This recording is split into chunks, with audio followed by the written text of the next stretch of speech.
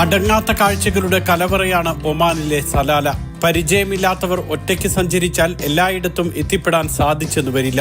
അതുകൊണ്ട് തന്നെ സലാല കാണാനെത്തുന്ന സഞ്ചാരികൾക്ക് വഴികാട്ടുന്ന മലയാളി കൂട്ടായ്മ എല്ലാവർക്കും ആശ്വാസമാണ്. സലാല ട്രാവലേഴ്സ് ക്ലബ്ബ് എന്ന വാട്സപ്പ് കൂട്ടായ്മയാണ് സഞ്ചാരികൾക്ക് വഴികാട്ടിയാകുന്നതും കൃത്യസ്ഥലത്ത് എത്തിക്കുന്നതും. സഞ്ചാരികൾക്ക് ഇഷ്ടമുള്ള ട്രാവൽ പ്ലാനും ഇവർ സൗജന്യമായി തയ്യാറാക്കും. സലാലയിലെ ഖരീഫിന്റെ അവസാന കാലമാണ്. ഈ വരുന്ന 20-ാം തീയതി ഔദ്യോഗികമായി ഖരീഫ് അവസാനിക്കുകയാണ്. പക്ഷേ സലാലയിലെ പച്ചപ്പും വെള്ളച്ചാട്ടങ്ങളും ഒന്നും അവസാനിക്കുന്നില്ല. ഇപ്പോൾ ഞങ്ങൾ സലാല ട്രാവലേഴ്സ് ക്ലബ്ബ് ഉള്ളത് വാദി ഗർസീസിലാണ്.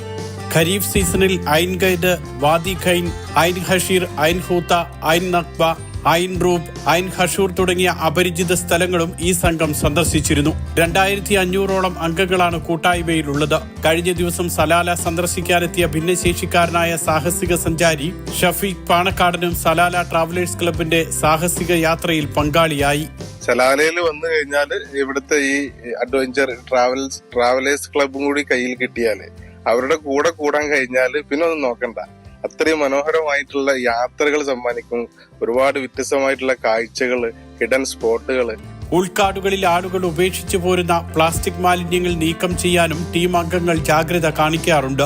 Siraj Zidane, Siddique Babu, Shihab Aladi, Farooq Salalah, Anas pops, Usman Saivan തുടങ്ങിയവരാണ് ഗ്രൂപ്പിന് നേതൃത്വം നൽകുന്നത്. Mathrubhumi news, Salalah.